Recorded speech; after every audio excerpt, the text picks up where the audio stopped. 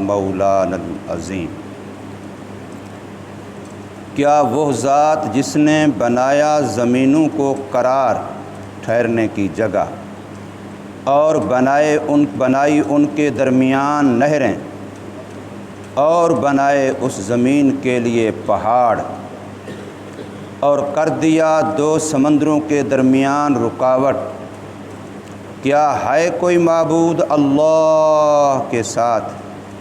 بلکہ زیادہ تر ان لوگوں میں سے علم نہیں رکھتے۔ کیا وہ ذات جو قبول کرتی ہے مضطر اضطراری حالت والے کی بات کو، اذا دعاہ، جب وہ اس اللہ کو پکارتا ہے، اور دور کر دیتی ہے مصیبت کو، اور کر دیا اس نے تم کو جانشین زمین میں؟ کیا ہے کوئی معبود اللہ کے ساتھ؟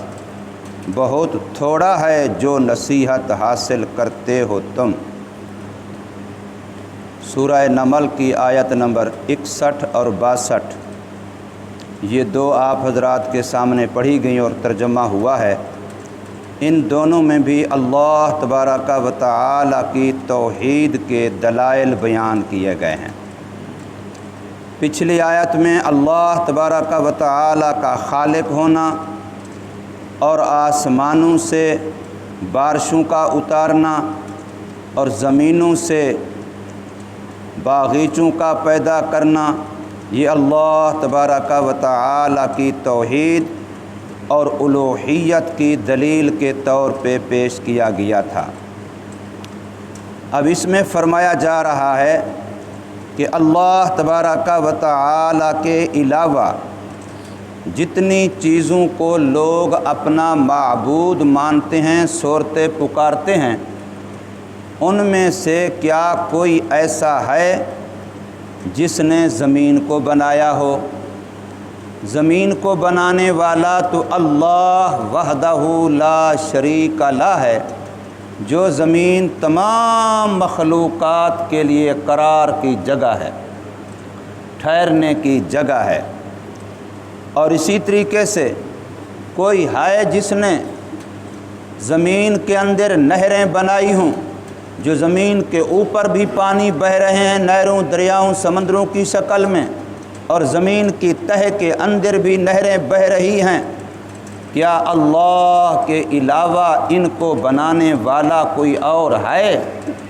قطعاً نہیں۔ تو پھر یہی کام بھی صرف اور صرف اللہ ہی کا ہے۔ اور اسی طریقے سے زمین کو ہلنے سے، حرکت سے بچانے کے لیے پہاڑوں کو میخیں بنایا۔ کیا اللہ کے علاوہ یہ کام کرنے والا کوئی ہے؟ یقیناً نہیں۔ تو یہ بھی اللہ تبارک و تعالی کی الوہیت کی دلیل ہے۔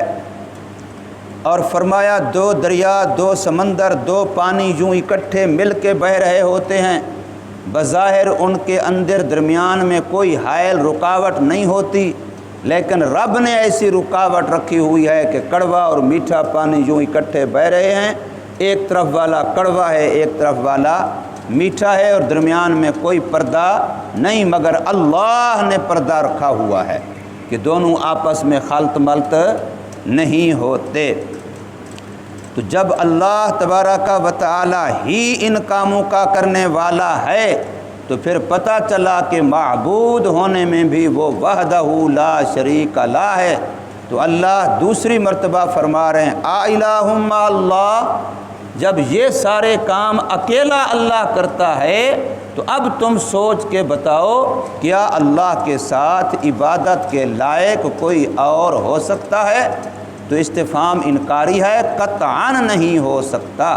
جب خالق بھی اکیلا اللہ، بارشوں کا اتارنے والا بھی اکیلا اللہ، اور زمینوں سے چیزیں پیدا کرنے والا بھی اکیلا اللہ، اور زمینوں کے ذرے ذرے کو بنانے والا بھی اکیلا اللہ، زمینوں کے اندر پانی کی نہریں چلانے بہانے والا بھی اکیلا اللہ، اور پہاڑوں کا نظام بنانے والا بھی اکیلا اللہ، اور دو پانیوں کو آپس میں ملنے سے روکنے والا بھی اکیلا اللہ، تو پھر اس کے ساتھ کوئی عبادت کے لائق بھی نہیں ہے، عبادت کا حقدار بھی اکیلا اللہ۔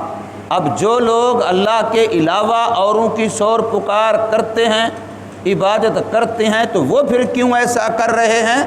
تو قرآن کہتا ہے وہ جہالت کی وجہ سے کر رہے ہیں، کم علمی کی وجہ سے کر رہے ہیں، اللہ کی قدرت کو نہ جاننے کی وجہ سے کر رہے ہیں، ان کو رب کائنات کا صحیح تعارف حاصل نہیں ہے، اس لیے کر رہے ہیں۔ وہ اللہ تبارک و تعالیٰ کی ذات کو دنیا کے آقاؤں اور بادشاہوں پر قیاس کرتے ہیں کہ جیسے وہاں بادشاہوں کے وزیر ہوتے ہیں، مشیر ہوتے ہیں، نیچے محکموں میں کام کرنے والے افراد ہوتے ہیں، اور بادشاہ ان کاموں کے انجام دینے میں ان کا محتاج ہوتا ہے، تو گویا اللہ بھی ایسا ایک بڑا بادشاہ ہے، لیکن اپنے کاموں کے انجام دینے میں نیچے اللہ بھی ان کا محتاج ہے۔ حالانکہ یہ قیاس ان کا غلط ہے۔ اللہ تبارک و تعالیٰ کی ذات کو مخلوقات میں سے کسی پر قیاس کرنا، قرآن مجید نے فرمایا ہے کہ یہ اللہ کے لیے بھی مثالیں بیان کرتے ہیں، اللہ کے لیے بھی ایسی مثالیں بیان کرتے ہیں کہ اس کو دنیا کی چیزوں پر، دنیا کے لوگوں پر، ان کے اختیارات پر قیاس کرتے ہیں، تو یہ غلط ہے۔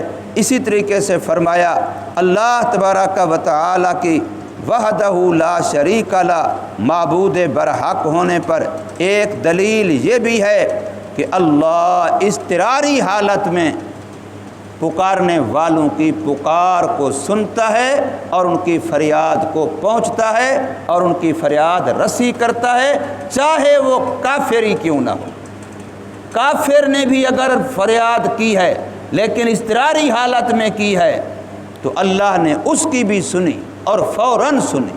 قرآن مجید کے اندر کتنی جگہوں پر اللہ نے فرمایا دعوا اللہ مخلصین لہ الدین، جب وہ پریشانی میں، مشکل میں پھنس گئے تو اللہ کو بڑے اخلاص سے پکارا کہ یا اللہ اس پریشانی سے نکال دے، اب تجھے مان لیں گے، تیرے نبی کی تعلیمات کے مطابق مان لیں گے، تو اللہ نے ان کی کشتیوں کو بھی نکال دیا، ان کی زندگیوں کو بھی بچا دیا، ان کی دعا کا فوراً سن لیا۔ لیکن یہ الگ بات ہے کہ وہ آسودگی اور سکھ آنے کے بعد پھر رب کو بھول گئے، پھر اسی شرک میں لگ گئے۔ لیکن اللہ نے اس حالت میں اس کی بھی سنی ہے۔ ابن عساکر کے نام سے ایک کتاب ہے، اس کے اندر ایک واقعہ لکھا ہے کہ ایک بندہ تھا، اس کا کام یہ تھا، جیسے آج کل لوگوں نے گاڑیاں رکھی ہوئی ہیں رینٹ پر چلانے کے لیے، تو اس نے خچر رکھا ہوا تھا۔ اس وقت کی سواریاں یہی تھی کہ جس کو جہاں جانا ہے، سواری کی ضرورت ہے، وہ رینٹ پہ خچر پہ کسی کا سامان اٹھا کے لے جا رہا ہے، کسی سواری کو بٹھا کے لے جا رہا ہے، تو خچر اس نے رکھا ہوا تھا رینٹ پہ، کرائے پہ، اپنی آمد کے ذریعے کے طور پہ۔ اب روزانہ کوئی نہ کوئی سواری جو نصیب میں ہوتا مل جاتی، کسی کا سامان، کوئی بندہ وہ اپنا روزی کما رہا ہوتا۔ تو ایک دن ایک بندہ اس کے پاس آیا جو مجھے فلاں جگہ پر جانا ہے، اس نے کہا ٹھیک ہے۔ اب وہ خچر پہ سوار، یہ خچر کی لگام پکڑے ہوئے اس کو لے کے جا رہا ہے۔ چلتے چلتے آگے راستے دو ہو رہے ہیں، ایک راستہ اس بندے کا خچر والے کا دیکھا ہوا ہے اور دوسرا نہیں دیکھا ہوا۔ اب وہ بندہ جو لے کے جا رہا تھا کرائے پہ، رینٹ پہ، وہ کہتا ہے کہ اس راستے پہ چلو، یہ راستہ مختصر ہے۔ یہ کہتا ہے میں نے وہ دیکھا ہوا نہیں ہے، میرا دیکھا ہوا یہ ہے، میں جب کبھی اس طرف آتا ہوں تو اس راستے پہ جاتا ہوں۔ وہ کہتا ہے میرا دیکھا ہوا ہے، بڑا آسان ہے، بڑا مختصر ہے، آپ ادھر چلو۔ وہ اس کی بات مان کے ادھر چلا جاتا ہے۔ اب چلتے چلتے وہ ایسے علاقے، ایسی جگہ میں پہنچ جاتے ہیں کہ جہاں بیابان، جنگل اور عجیب لونی کیفیت۔ تو اب وہ بندہ، جیسے آج کل بھی واقعات ہو رہے ہیں، تو وہ سواری سے اترتا ہے اور چھری نکال لیتا ہے، خنجر نکال لیتا ہے اور اس پر حملہ کرنے کی کوشش کرتا ہے۔ گویا کہ ایک لحاظ سے ڈاکو ہے وہ، اس نے اس کو دھوکہ دیا، اس طرف لے آیا۔ اب یہ بیچارہ منتیں کرتا ہے کہ میری جان چھوڑ دے، میرے سے خچر بھی لے لے، جو کچھ مال اسباب ہے وہ بھی لے لے، لیکن میری تن بخشی کر دے، جان تو بچا دے میری۔ وہ نہیں مان رہا۔ اتنے تک کہ وہ بالکل تیار ہو گیا اس کو قتل کرنے پر، اس کے بچنے کی کوئی صورت نہیں۔ تو یہ چونکہ مسلمان تھا، اس نے کہا چلو پھر اور کچھ نہیں تو آخر میں مجھے 2 رکعتیں تو پڑھ لینے دے، اللہ کو سجدہ تو کر لینے دے۔ تو اس نے 2 رکعتیں پڑھیں، اور یہ خود بیان کرتا ہے اس کتاب کے مطابق کہ میں اب نماز تو پڑھ رہا ہوں لیکن ڈر اتنا تھا کہ میری زبان پہ تلاوت قرات آ ہی نہیں رہی کہ میں کیا پڑھوں، جان نکلی جا رہی ہے۔ لیکن اچانک اسی حالت میں، پریشانی کی حالت میں، یہ آیت کریمہ میری زبان پر آ گئی، امن یجیب المضطر، کہ وہ کون ہے جو پریشان، سخت مجبور، اضطرار، مضطر کی سنتا ہے، اذا دعاہ، جب وہ اس کو پکارتا ہے، وَيَكْشِفُ السُّوءَ، اور مصیبت و تکلیف کو بھی ہٹا دیتا ہے، وہ کون ذات ہے؟ تو بس اچانک ہی یہ آیت میری زبان پہ آئی، اب میں اسی کو پڑھے جا رہا ہوں قیام کی حالت میں۔ تو اسی حالت میں دیکھا کہ اس جنگل میں جہاں کوئی نام و نشان آبادی کا نہیں، کہ ایک گھوڑ سوار اتنی تیزی سے آ رہا ہے کہ وہ آتے ہی فوراً اس ڈاکو پہ حملہ کیا اور اس کو مارا اور فوراً واپس چلنے کی کوشش کی۔ تو یہ کہتا ہے میں اس حالت میں تھا، میں بھی تو گھبرا گیا، یہاں تو کوئی نام و نشان نہیں تھا، تو یہ کون؟ تو میں نے اس کو فوراً آواز دی کہ تو کون ہے؟ تو اس نے جواب دیا کہ میں وہی ہوں جس کو تو نے پکارا ہے، مجھے اسی نے بھیجا ہے۔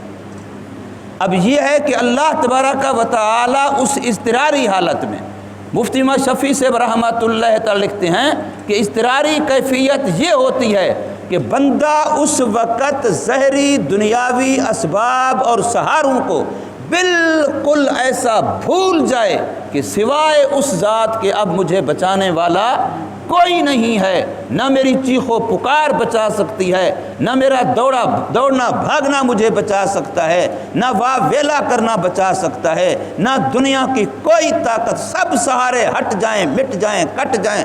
دعوا اللہ مخلصین لہ الدین، خالص اسی کے لیے اس کو پکار رہا ہو تو پھر فرمایا چاہے کافر ہی کیوں نہ ہو، اللہ اس کی فریاد کو پہنچتے ہیں۔ اور اس کی مثال قرآن مجید کے اندر یہی کافروں کی آتی ہے کہ وہ کشتیوں میں سوار ہوتے ہیں، دریاؤں کے اندر، سمندروں کے اندر، کشتی گھمبر گھیر میں پھنس جاتی ہے، موت کا یقین ہو جاتا ہے کہ اب یہاں بچ نہیں سکتے، تو اس حالت میں اللہ کو پکارتے ہیں اور بڑے دل اور اخلاص سے پکارتے ہیں تو اللہ ان کو بھی بچا لیتا ہے۔ تو اس لیے فرمایا امن یجیب المضطر، کیا وہ ذات جو قبول کرتی ہے مضطر کی پکار کو، اذا دعاہ، جب وہ اس کو پکارتا ہے، وَيَكْشِفُ السُّوءَ، اور ہٹا دیتی ہے، دور کر دیتی ہے مصیبت کو، دکھ کو، تکلیف کو۔ اور پھر فرمایا انسانوں تمہاری نصیحت کے لیے یہ نظام کتنا عجیب ہے کہ اللہ تمہیں دوسروں کا جانشین بناتا ہے۔ ہم میں سے ہر ایک کسی نہ کسی کا جانشین بن کے بیٹھا ہے۔ جس جگہ میں بیٹھے ہیں یہاں پہلے اور انسان بیٹھا کرتے تھے، جن مکانوں میں رہتے ہیں، جن گلیوں میں پھرتے ہیں، جن بازاروں میں کام کرتے ہیں، جن اداروں میں آتے جاتے ہیں، جہاں ہم بڑے آج بنے ہوئے ہیں، جہاں ہمارے قلم میں طاقت ہے، ہماری زبان میں طاقت ہے، ہمارا طوطی بولتا ہے، جن ایوانوں میں انسان بیٹھا ہے، جس صدارت کی کرسی پر بیٹھا ہے، جس وزارت کی کرسی پر بیٹھا ہے، جہاں یہ ایم این اے ہے، جہاں یہ ایم پی اے ہے، جہاں یہ وزیر ہے، جہاں یہ مشیر ہے، جہاں یہ نمبردار ہے، جہاں یہ چودھری ہے، یہاں پہلے کوئی اور تھے۔ ان کے انجام کو دیکھ، ان کو یاد رکھ، وہ آج قبروں میں ہیں، مٹی کے ڈھیروں تلے ہیں، تو ہم نے بھی وہی ہونا ہے، ہمارا بھی راستہ وہی ہے، ہمارا بھی انجام وہی ہے۔ آج ان کے ساتھ بھی اگر ہیں تو نیک اعمال ہیں، اور کل ہمارے ساتھ بھی اگر ہوں گے تو یہی نیک اعمال ہوں گے۔ اس لیے اللہ تبارک و تعالی نے اپنی قدرت اور اپنی الوہیت برحقہ کی دلیل کے طور پہ فرمایا وَيَجْعَلُكُمْ خُلَفَاءَ الْأَرْضِ، کہ اللہ نے تمہیں زمین پر جانشین بنایا۔ ورنہ رب کے لیے مشکل تھا کہ اللہ آدم علیہ السلام سے لے کے قیامت تک آنے والے آخری انسان تک سب کو اکٹھے پیدا کر دیتا، خدا کے لیے کوئی مشکل تھا؟ اللہ سب کو اکٹھے پیدا کر دیتا اور سب کی عمریں جو بھی ہوتی قیامت تک بے شک رکھ دیتا، ایک دن قیامت کا مقرر، اس دن قیامت آ جاتی، اللہ کے لیے تو کوئی مشکل نہیں تھا۔ اللہ نے یہ سلسلہ جو بنایا ہے، دادا تھا پردادا تھا، اب پوتا ہے پڑپوتا ہے، یوں نیچے کو سلسلہ چل رہا ہے تاکہ بعد والا پہلے والے کا جو جانشین ہے تو دیکھے کہ وہ بھی صحت مند ہوا کرتے تھے، وہ بھی پہلوان ہوا کرتے تھے، وہ بھی مالدار ہوا کرتے تھے، وہ بھی عہدے دار ہوا کرتے تھے، وہ بھی ایسے چلا پھرا کرتے تھے، ان کے بھی یہی معاملہ تھا، ان کی بھی یہی ضروریات تھیں، لیکن موت کے منہ سے وہ بھی نہ بچ سکے اور موت کے منہ سے میں بھی نہیں بچ سکوں گا۔ اس لیے فرمایا یہ بھی اللہ کی قدرت کی نشانی اور اللہ کے معبود برحق ہونے کی نشانی، وَيَجْعَلُكُمْ خُلَفَاءَ الْأَرْضِ۔ کوئی ہے جو کہے کہ میں بھائیوں میں سے چھوٹا نہیں بنوں گا، میں بڑا بنتا ہوں، کوئی اپنے آپ کو پہلے پیدا کرے، جی میں آج نہیں مروں گا، میں اپنے باپ کے بعد ہی مروں گا، میں دادے کے بعد ہی مروں گا، کوئی ہے بندہ ایسا؟ اللہ کی مرضی، پیدا کرنے میں ترتیب بھی اسی کی مرضی اور واپس لے جانے میں بھی جیسے چاہے اسی کی مرضی، نہ بڑے کو دیکھا نہ چھوٹے کو دیکھا، نہ امیر کو دیکھا نہ غریب کو دیکھا، اس کی مرضی ہے۔ اس لیے یہ اللہ تبارک و تعالیٰ کے معبود برحق ہونے کی نشانی ہے۔ تو اللہ سوالیہ انداز میں چوتھی مرتبہ فرماتے ہیں الہ مع اللہ، کیا کوئی ہے اللہ کے ساتھ اور معبود؟ جب ان صفات والا اور کوئی نہیں ہے، ان کارناموں اور کاموں و اختیارات والا اور کوئی نہیں ہے، تو پھر معبود بھی اللہ کے سوا اور کوئی نہیں ہے۔ قلیلا ما تذکرون، انسانو جو تم نصیحت حاصل کرتے ہو یہ بھی تھوڑی ہے۔